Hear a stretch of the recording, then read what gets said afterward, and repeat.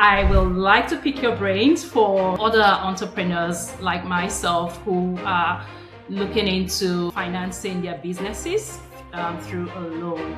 If you are going into business, especially if you are starting, plan before, because you don't want to be starting the business and just running it and then be. A lot of the times, specifically with startups, banks actually have that template for you online. The biggest one, NAB and ANZ, they've actually got the business planning template. It gives you an idea of what you want to do. Even though you're not going to apply a loan with them, at least it gives you an idea on where to go. Are you asset backed? That's the first thing a lot of lenders ask. A lot of the times, most businesses, when they're going with a bank, they do want to see that you've got something behind you, like they say, skin in the game, so to speak. So meet Paul. Paul is a finance broker with over 20 years of experience. He ran a business and sold it profitably. He facilitated over $200 million in loans for families, for businesses, and for different organizations. Today, Paul is here to help business owners understand the financial aspect of business and how business owners can navigate their way in acquiring a loan. My business was offered a loan. My cafe business was offered a loan within 6 months of trading. We didn't take it up at first, but then, So would you reckon that borrowing for marketing would give you a good returns on investment, or? Okay. Hi, Paul. Thanks for joining me here today. It's amazing having you in the studio with me. And with over 20 years of experience as a finance broker, and you've also run your own business and sold it profitably. That's your coffee business, like you told me when we discussed the last time. I will like to pick your brains for other entrepreneurs like myself who are looking into, financing their businesses through a loan. And welcome to the studio. Thanks for joining the Food Business Insider Secrets today. yeah. Okay, thank you. Thanks for having me. Thank you, Paul. Yeah, so as an experienced finance broker and an authority in your field, you facilitated over $200 million in loan for families, for businesses, and, for different organizations. What are those mistakes that you've seen business owners make over and over again, especially in the food industry? So the main thing is planning.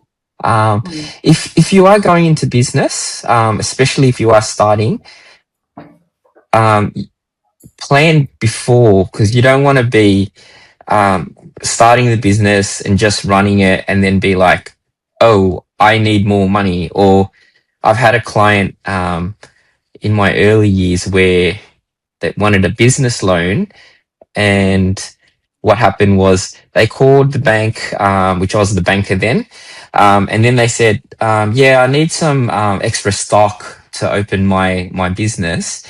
And I said, okay, have you, so you haven't started, what's your employment? Are you still employed? No. So was there any evidence of income? No trading at all? Because I haven't even launched yet. So yeah, it's definitely something that you need to plan way before, to actually get a loan, even before, as in drawing equity from your own property or getting a personal loan. In some cases, I've heard stories where some brokers, finance brokers, and that they wanted to start their own businesses. Instead of like saving, they just took a leap of faith, got a personal loan, 20,000 for a few months, and then started trading from there. So it really depends, but better to plan. Yeah. Right. Okay, so when you talk about planning, what would planning look like, or what would good planning look like for a business owner who might be looking to take a loan to start their business or to scale their business? Yeah. First thing is a business plan. So a lot of the times, specifically with startups, banks actually have that template for you online. The biggest one, NAB and ANZ, they've actually got the business planning template. It gives you an idea of what you want to do, even though you're not going to apply a loan with them. At least it gives you an idea on where to go, how much funds are you needing, what's your forecast as well in sales in the next few years, or what you're expecting. So there's all those questions that that that makes it a lot easier to jump into the business world. Yeah. Right.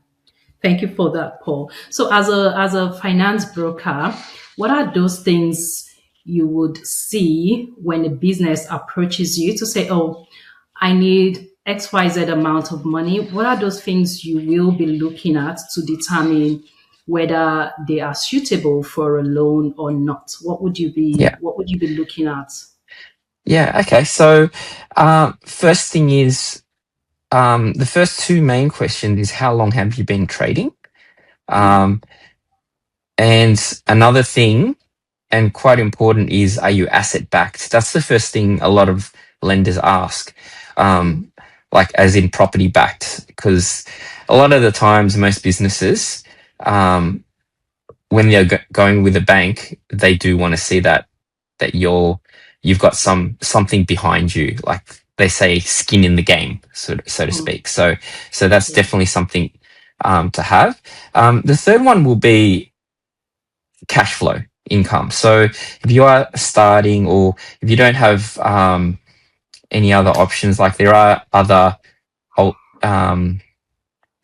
some non-bank lenders that can do the funding for you, but normally, if you've already started your business, they'd want at least 12 months of trading to consider that, whether it be topping up your home loan, or transactions via your FPOS terminal or BAS or anything like that. So, or bank statements as well. Right. Yeah.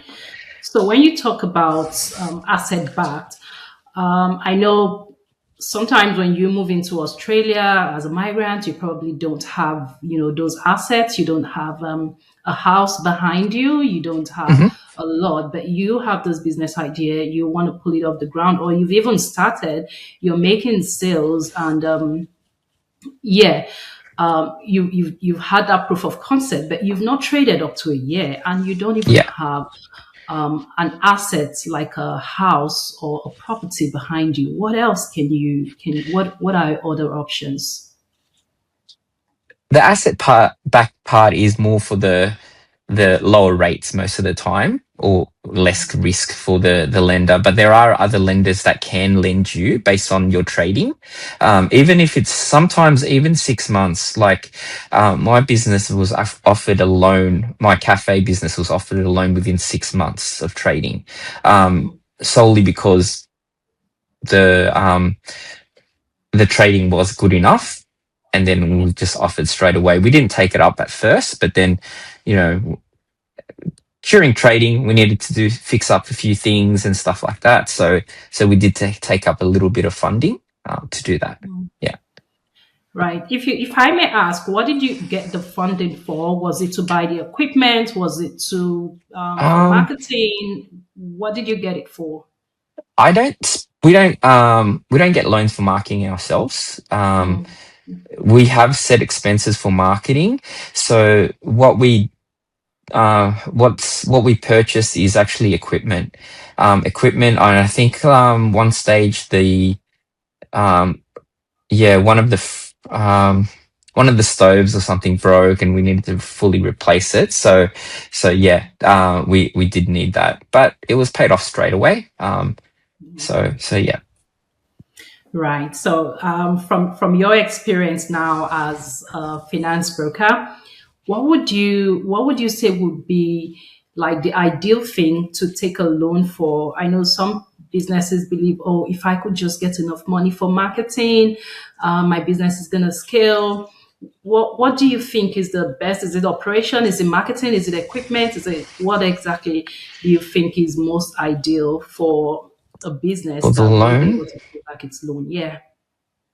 um, I think mainly it's equipment. Marketing, I see like, and this is my personal view when it comes to marketing is you go through, especially retail or, cafes or restaurants, you go to approach the social media influencers that specialize in food, and some of them, not the real big popular ones, because you do need to pay a fee for them. If you're happy to do that, by all means, if you've got the budget. But there are some influencers that just want free food just for their marketing, right? So you just need to have a look, and obviously you need to verify their credibility first. Do your own research with that to do that, and that's quite low budget. It's only like a few dishes or so, and they'll market it for you. The others is just paying for boosting for social media, Facebook, Instagram, Yeah. TikTok.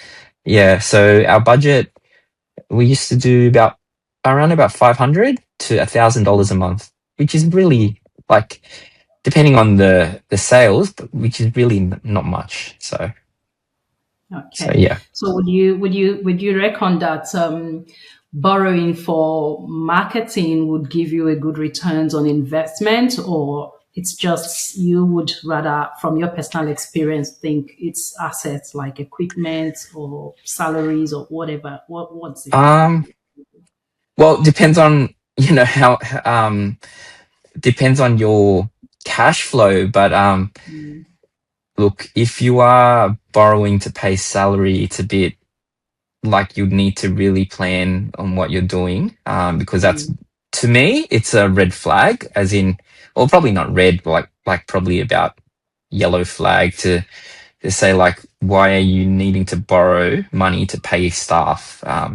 Yeah, you'd be worried about that. It is really more for like equipment. Marketing is okay. If you really are very ambitious and you want to have a bigger reach to your audience, yes. Okay, thank you. So talking about red flags now, Yep. as a finance broker, if I bring my papers before you to say, oh, I want to borrow, hmm you've mentioned one of those red flags. What other red flags would you see in my request or in my papers that will make you feel like, this is not the right thing to borrow for, Okay, so or this is not the right time to borrow? What are those so other red quest flags? yeah, so questions. The questions is like, what's the purpose of the loan, right? Mm, Again, for staff, or even sometimes even for stock, because like stock shouldn't really be a major factor as well. And to be honest, I think it's inventory and stock management reasons for that. It's not really, you don't really want to go through funding for that. It's just more, for my point of view, it's more bigger ticket items. Um, and then if I'm going through bank statements, if I see um, we call it payday lenders, or for example, I think it's BizLoan, um, Prosper, lenders like that. Sorry, Prosper and BizCap. So, but lenders like that, yeah. you'd want to be a bit alarming, because they're the ones that actually are very pricey. And I have seen some business owners drown to the point that they need to close their business and Mm, foreclose it. So that when we're going more in depth, going through the credit report, mhm. what business inquiries have you made? That's also another thing, because like if you're applying with some of these lenders that don't really aren't really good, you'd be if you did get the funding, Yeah. it's yeah, again, I've seen loans that are on 40% or daily rate of about 2-3%. Like that's quite a lot, right? So this is where I'm saying, like, you don't want to get funding for those reasons, right? You just want to get a normal loan, you know, even if it's 20% per annum, but not daily rate or monthly, you know. So you just want to be aware of that and make sure. Another thing to add with this is because when it comes to loans under personal name, you're actually protected. You've got the National Consumer Protection, right? Yeah. Under a business name, you have full responsibility. You need to be in control of yourself. Because if you do lodge any complaints that you can't make repayments and stuff like that, you are a business owner. Like it's a lot of responsibility goes back to you. So you just need to be aware of anything like that. So yeah. Right.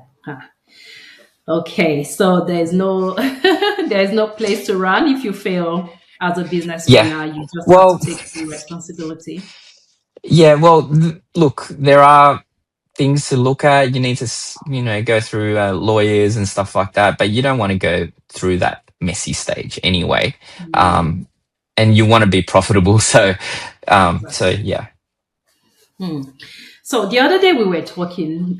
You did say that like there's some businesses that don't even have like any business taking loan, that it might just become like just working for nothing. That's what kind of could you share more about that? Like at what point, when should a business not even think about borrowing, or when does borrowing not make sense for a business no matter how pressed you are for finances?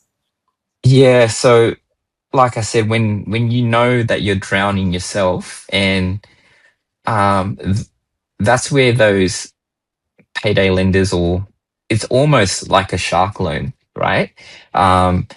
Where they they will grant you the funds, but it's very borderline of making the repayments or not, or even keeping the lights on in your business, right? So yeah, there's actually a quote that says, like, sometimes the bank will lend you money when you don't need it. So it's kind of that theory where like, when you know that the bank will lend you money, you're in a pretty comfortable stage and you don't want to go back. But yeah, if your cash flow is really tight, you need to make sure of numbers, staff, stock, inventory, rent, amenities like other overheads, electricity, gas, water. Some cases are probably not retail, but in other businesses would be, you have to pay land tax to the landlord as well. So, or even if you own the property premises, you need to put in consideration land tax as well.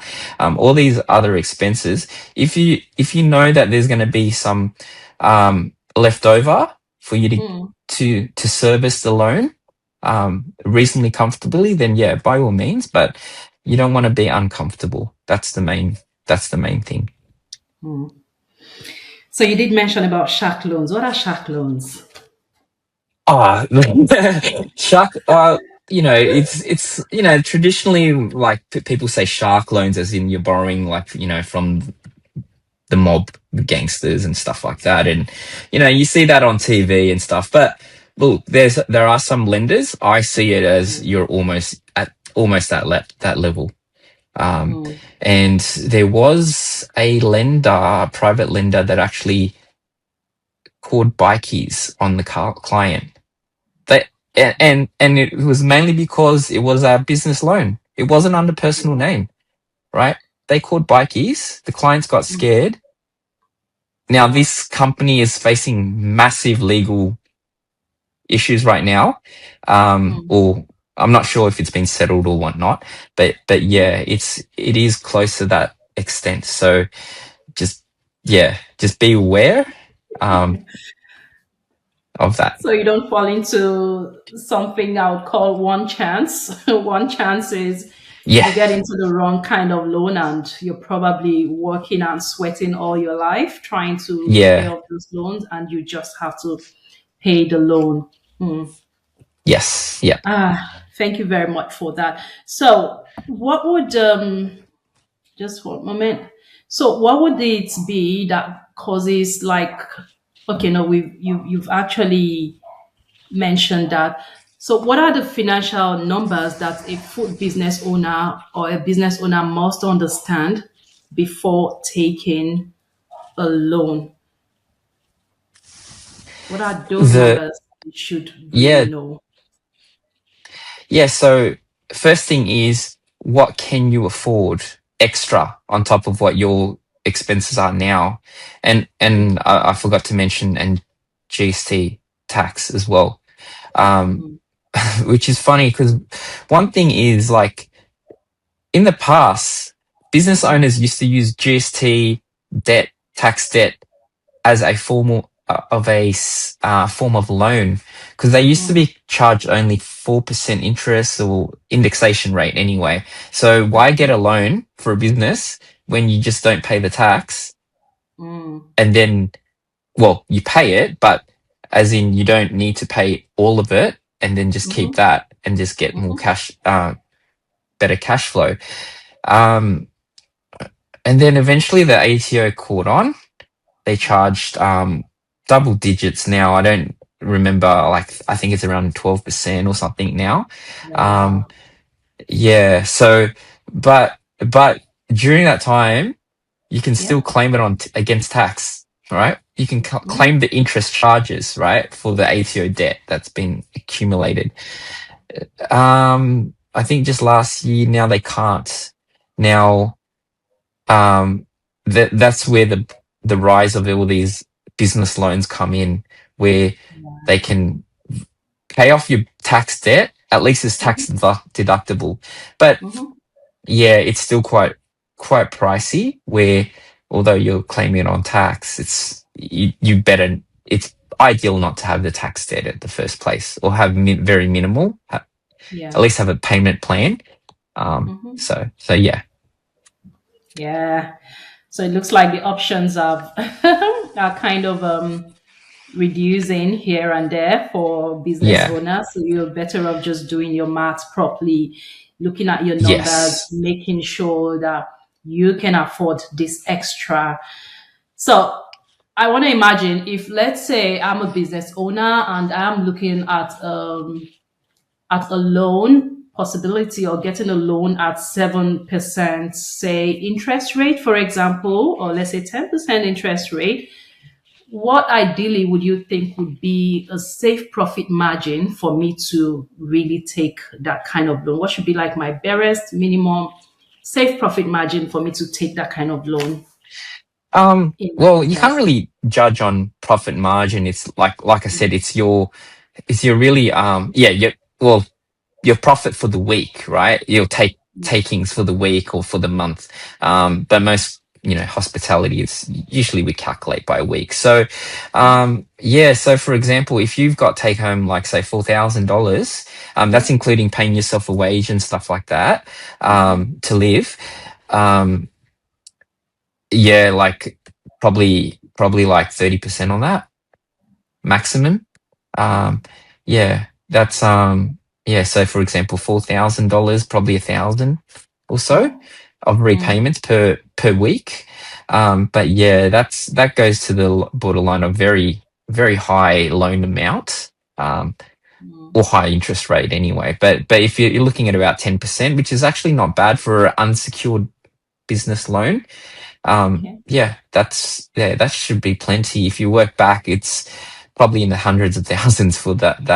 But even that, like that might be quite hard to obtain unsecured Yeah. for that amount anyway. Right, But right, yeah. right. Okay, thank you very much for that, Paul. So back to your role as a finance broker. So when a business needs money, for Mhm. example, what is the role you play in that? Like, what are the things you do? Do you go into the books to say, oh, this is a good time to borrow, or this is not a good time to borrow? What are those things that you do? And what are I those wouldn't. things a business owner should not assume you will do in order not to get into trouble with the loan they are Yeah, taking through you? yeah. So Well, like really, what I'll do is I wouldn't say timing wise, but I'll assess it based on the current situation now and the options that they could potentially have.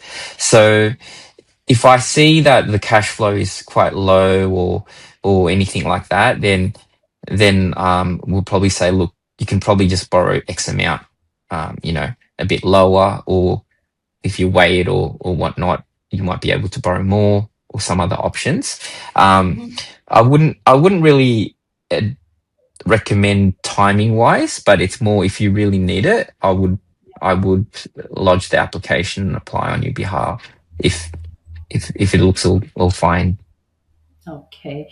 So what I'm hearing as a finance broker, for example, if I come in as a business owner and I say, see, I really need this money, even though you can see on paper that it doesn't really work well or it's not a good timing for me, you literally would normally have to go based on what I am requesting of you as a business owner, because of course I should have done my due diligence, even Yeah, though yeah. yeah, you as a finance broker might see that okay, this might not be a good time and all of that.